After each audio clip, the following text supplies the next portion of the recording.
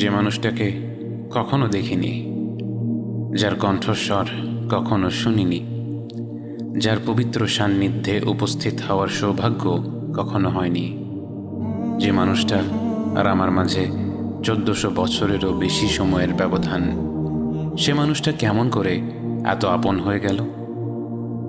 যারা বোঝে না 21 শতাব্দীতে বসবাস করা শত শত কোটি মানুষ মধ্যযুগের আরব সমাজের একজন ব্যক্তির প্রতি এত টান অনুভব করে কিভাবে, তাদের কেমন করে বোঝাবো ইয়া রাসূলুল্লাহ আপনাকে কেন এত ভালোবাসি? আপনার স্মরণে আজ শত কোটি অন্তর ভালোবাসায় ভরে ওঠে। প্রতিটি মুহূর্তে পৃথিবীর কোনো না কোনো অঞ্চলে উচ্চারিত হয় আপনার প্রশংসা, অথচ আপনি যখন পৃথিবীর বুকে আলোকরশ্মি ছড়িয়ে ভূমিষ্ঠ হলেন, তখন আপাত দৃষ্টিতে আপনি ছিলেন অনেকটাই নিঃসঙ্গ, অসহায়। জন্মের আগেই বাবা আব্দুল্লাহ ফিরে গেলেন আল্লাহর কাছে। বয়স 6 হতে না হতেই হারালেন মা আমিনাকে। তখনও নিষ্পাপ শিশুটি বুঝতে পারছিল না যেই মাকে কেন্দ্র করেই জীবনের সব কিছু, সেই মা চলে যাওয়ার মানে কি। আপনি অসহায় কণ্ঠে বারাকাকে জিজ্ঞেস করলেন, মায়ের কি হয়েছে বারাকা? বারাকা কি করে আপনাকে বোঝাতো আপনি কি হারিয়েছেন?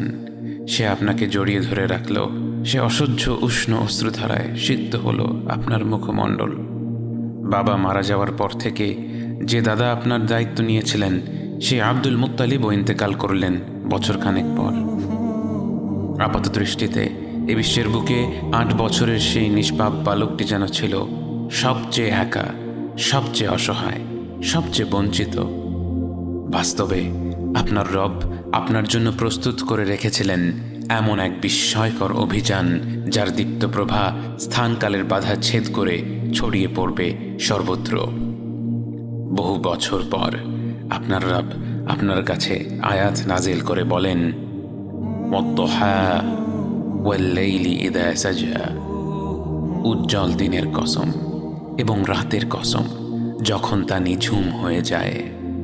মা ওয়াদ্দা'আকা রাব্বুকা ওয়া মা ক্বালা, তোমার রব তোমাকে কখনো পরিত্যাগ করেননি এবং তোমার প্রতি অসন্তুষ্ট হননি। ওয়ালাল আখিরাতু খায়রুল লাকা মিনাল উলা, নিঃসন্দেহে তোমার জন্য পরবর্তী যুগ পূর্ববর্তী যুগের চেয়ে ভালো। ওয়ালা সাউফা ইউ'তিকা রাব্বুকা ফাতারদা, আর শীঘ্রই তোমার রব তোমাকে এত দেবেন যে তুমি খুশি হয়ে যাবে।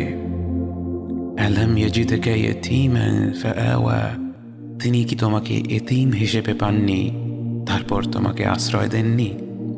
ওয়া ওয়াজাদাকা দাল্লান ফাহাদা, তিনি তোমাকে পথ না পাওয়া অবস্থায় পান, তারপর তিনিই পথ দেখান। ওয়া ওয়াজাদাকা আইলান ফাআগনা, তিনি তোমাকে নিঃস্ব অবস্থায় পান, তারপর তোমাকে ধনী করেন।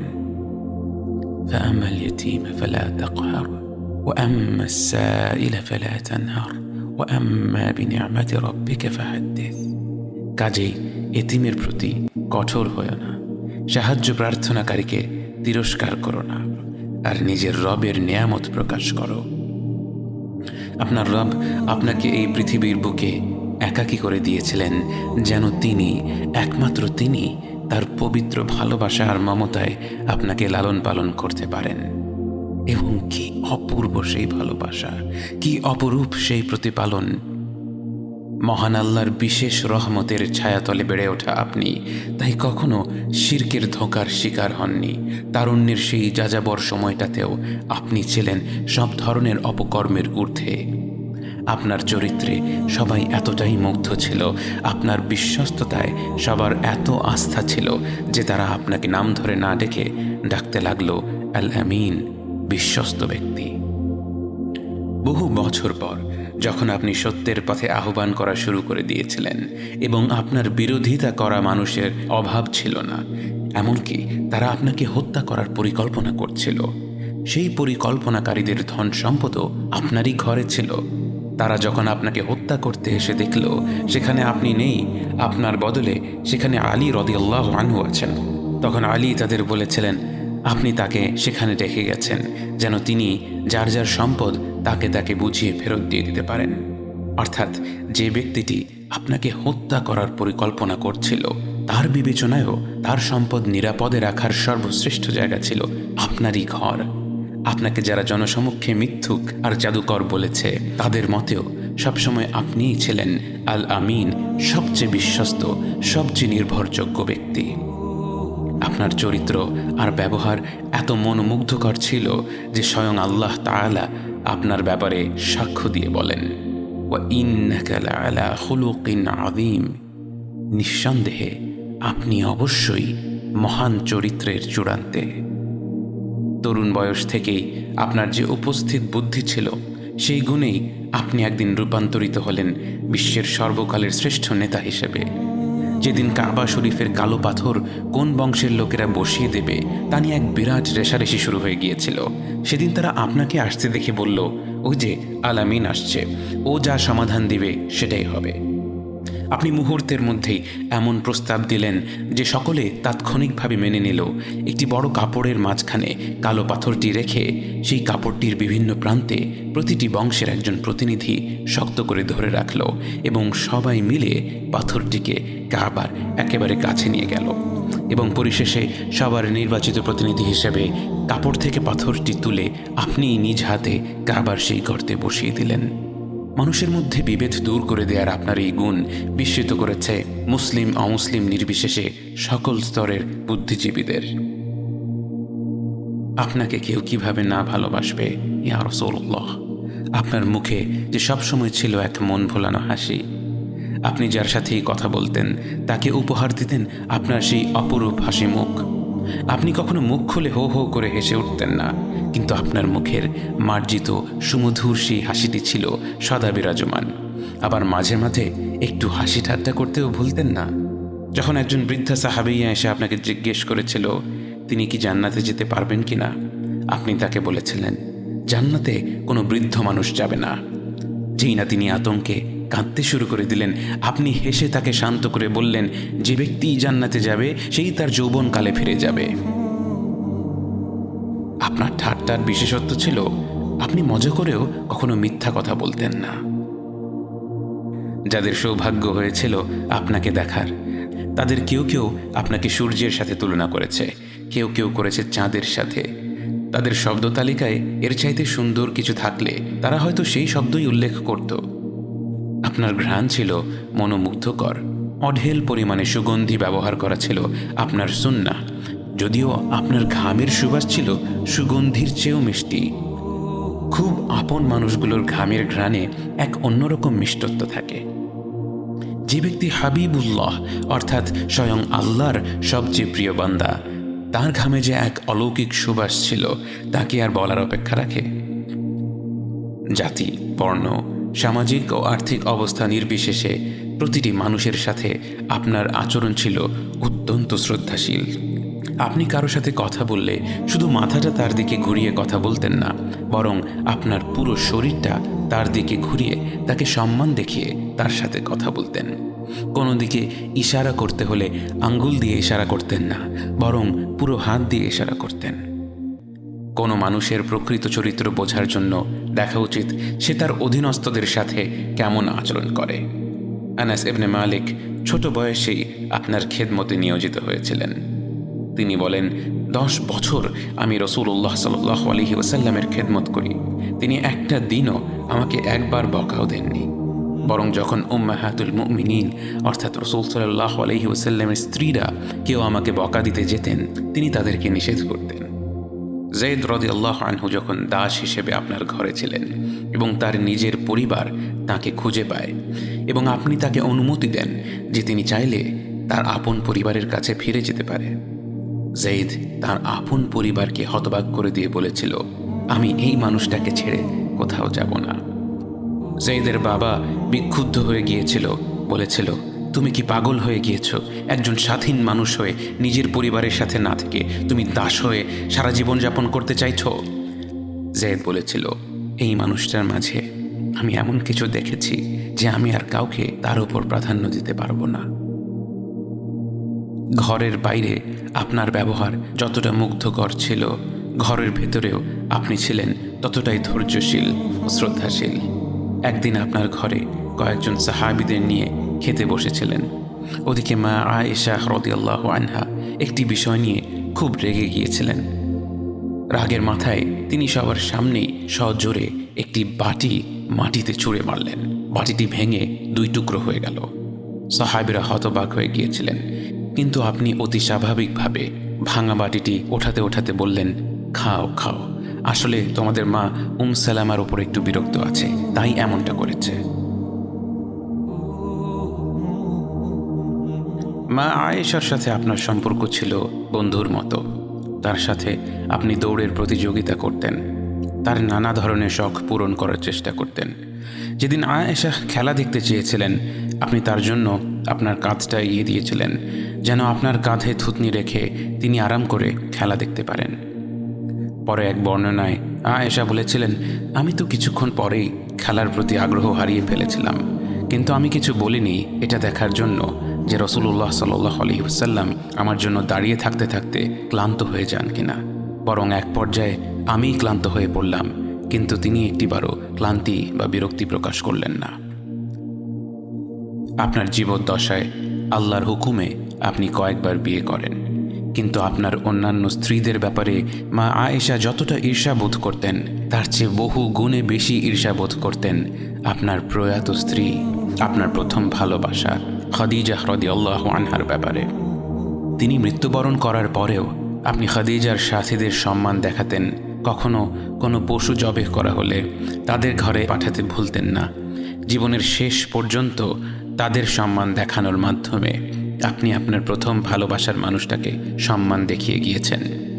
জীবনের সবচেয়ে কঠিন সময়ে যে মানুষটা ছিল আপনার সবচেয়ে বড় আশ্রয়, যখন পৃথিবীর বুকে কেউ আপনাকে বিশ্বাস করেনি, এমনকি আপনি নিজেও সন্দেহ করছিলেন যে আপনি পাগল হয়ে গিয়েছেন কিনা, সেই মুহূর্তে যে মানুষটা নির্দ্বিধায় আপনাকে বিশ্বাস করেছিল, আপনার মাঝে আত্মবিশ্বাস জুগিয়েছিল, যে মানুষটার মর্যাদা এত বেশি যে স্বয়ং আল্লাহ ও তার ফেরেশতা জিবরাইল আলাইহিস সালাম তাকে সালাম দিয়েছিলেন, সেই খাদিজা রাদিয়াল্লাহু আনহার ব্যাপারে আপনি বলেছিলেন, ইন্নী কদ রুজিকতু হুব্বাহা, তার প্রতি ভালোবাসার রিজক আমার অন্তরে গেঁথে দেওয়া হয়েছে।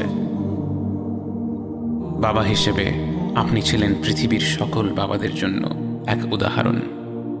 আপনার আদরের ফাতেমা আপনার ঘরে এলে আপনি দাঁড়িয়ে তাকে স্বাগত জানাতেন, তার কপালে চুমু খেয়ে তাকে পাশে বসিয়ে গল্প করতেন।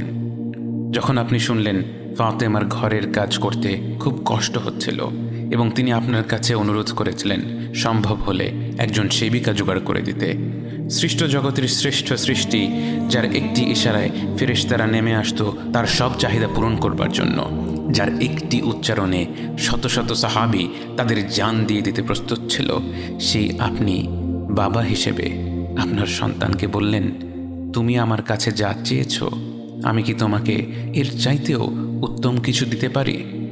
তাহলে রাতে শুতে যাবার আগে 33 বার আলহামদুলিল্লাহ, 33 বার সুবহানাল্লাহ ও 34 বার আল্লাহু আকবার পড়ে শুয়ে পড়বে। দুনিয়ার ব্যাপারে আপনি ছিলেন সদা উদাসীন। দুনিয়ার মোহ কখনো আপনাকে আকৃষ্ট করতে পারেনি। আপনি যখন খেজুর গাছের ডাল দিয়ে তৈরি মাদুরে শুয়েছিলেন, আপনার পিঠে এর ছাপ পড়ে গিয়েছিল। ওমর রাদিয়াল্লাহু আনহু আপনার পিঠে শক্ত মাদুরের ছাপ দেখে কান্না ধরে রাখতে পারলেন না। প্রিয় সাহাবীকে কাঁদতে দেখে আপনি জিজ্ঞেস করেছিলেন, কাঁদছ কেন ওমর?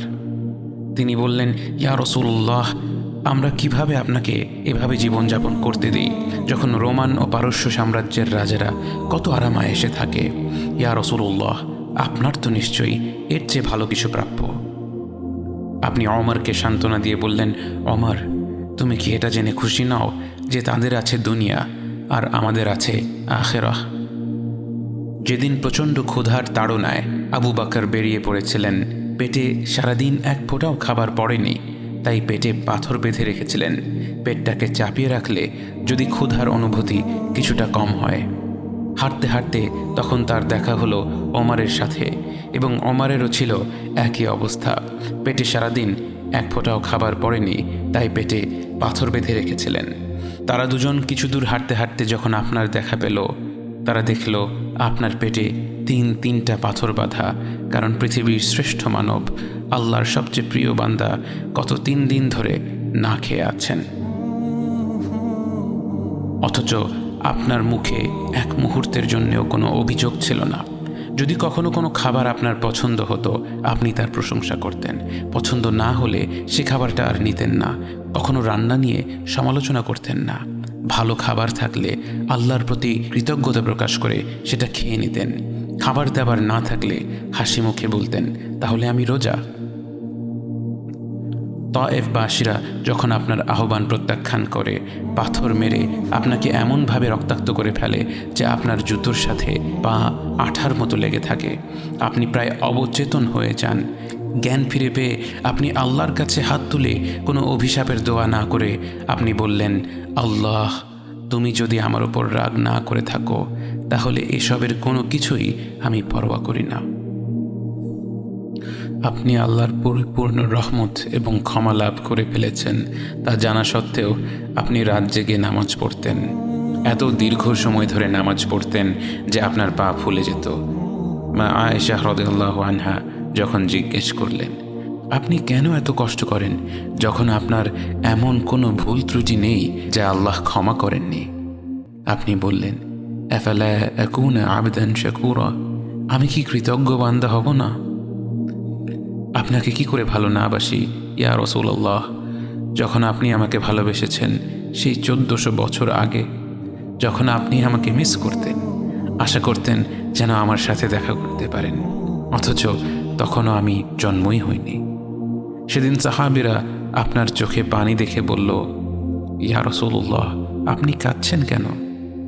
আপনি বললেন, আমার ভাইদের খুব দেখতে ইচ্ছা করছে। সাহাবীরা বললেন, আমরা কি আপনার ভাই নই ইয়া রাসূলুল্লাহ? আপনি বললেন, না, তোমরা আমার সাহাবী। আমার ভাই হলো তারা যারা আমার পরে আসবে এবং আমাকে কখনো না দেখেও তারা আমাকে বিশ্বাস করবে। মৃত্যুশয্যায় শুয়ে আপনার অন্তরে এই চিন্তা ছিল যে আমাদের পরিণতি কি হবে। উম্মতি উম্মতি বলতে বলতে আপনি আপনার রবের নিকট ফিরে গিয়েছেন। আজ আমরা আপনার উম্মতের অংশ। বিশ্বজুড়ে আপাত দৃষ্টিতে আমরা হচ্ছি সবচেয়ে অপদস্থ, নিরুপায়, পরাজিত, লাঞ্ছিত, অথচ বাস্তবে আপনার উম্মতের অংশ হওয়া যে গোটা বিশ্বের সব সম্পদ পাওয়ার চেয়েও মূল্যবান ব্যাপার। আজ আমার মনে যত আশা, যত আকাঙ্ক্ষা, যত স্বপ্ন, যত চাহিদা, সব কিছু পেয়ে গেলেও নিজেকে এতটা সৌভাগ্যবান মনে করতাম না যতটা মনে হয় আজ আপনার উম্মতের একজন হতে পেরে। কাল হাসরের ময়দানে যখন গোটা মানব জাতি এক নবী থেকে আর এক নবীর কাছে ছুটে যাবে, আল্লাহ যেন বিচার প্রক্রিয়া শুরু করেন এবং প্রতিটি নবী নাফসি নাফসি বলে মানুষকে ফিরিয়ে দিবে। অবশেষে যখন সবাই আপনার সামনে হাজির হবে এবং আপনি গোটা মানব জাতির প্রতিনিধি হয়ে আল্লাহর সামনে সেজদা করবেন, সেদিন আপনার উম্মতের সদস্য হওয়ার পূর্ণাঙ্গ মর্যাদা প্রকাশ পাবে। ইয়া রাসূলুল্লাহ, আপনাকে কেন এত ভালোবাসি তা তো ভাষায় প্রকাশ করা যাবে না। তবে যতটুকু ভালোবাসা আপনার প্রাপ্য ততটুকু তো আপনাকে ভালোবাসতে পারি না। কথায় আপনাকে যতটা ভালোবাসি, কাজে তো তেমন করে ভালোবাসতে পারি না। আপনার সুন্নতের অনুসরণ করি ঠিকই, কিন্তু ভিন্ন মতের অনুসারীদের সাথে ঝগড়া না করে থাকতে পারি না। ইবাদতটা নিয়মিত করতে পারলেও এবাদতে আপনার মতো আন্তরিকতা আনতে পারি না। বাহ্যিক বিষয়ে আপনার অনুসরণ করতে পারলেও চারিত্রিক দিক থেকে তো আপনার কাছ থেকে শিক্ষা নিতে পারি না। মুখে আপনার প্রতি সালাওয়াত পেশ করলেও কাজে কর্মে উম্মতে মুহাম্মদ হিসেবে আপনার সম্মানটা রক্ষা করতে পারি না। রাসূলুল্লাহ, হাবিবুল্লাহ, নবিয়ুল্লাহ, ইয়া মুস্তাফা, আমরা তো আপনার উম্মত হবার যোগ্য নই, কিন্তু আপনার রব তো সবচেয়ে ক্ষমাশীল, তিনি তো আমাদের যা প্রাপ্য তার যে অনেক বেশি অনুগ্রহ প্রদর্শন করতে সক্ষম। আপনি আমাদের যতটুকু ভালোবেসেছেন তিনি তো আমাদের এর চাইতেও বেশি ভালোবাসেন। আমরা আমাদের ভুল ত্রুটি সম্পর্কে যতটুকু অবগত তিনি তো তার চাইতেও বেশি অবগত। আমাদের রবের অনুগ্রহের দিকে তাকিয়ে অন্তরে আপনার প্রতি যতটুকু ভালোবাসা রয়েছে সেই ভালোবাসার দিকে তাকিয়ে আজ বুকে আশা বেঁধে রই, খুব শীঘ্রই আপনার দেখা পাবো ইয়া নবী আল্লাহ। খুব শীঘ্রই হাউদে কাউসারের পাড়ে আপনার হাতে তৃষ্ণা মেটাবো ইয়া হাবিব আল্লাহ।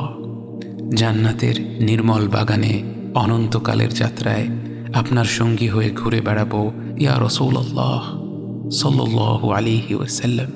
লা ইলাহা ইল্লাল্লাহ মুহাম্মাদুর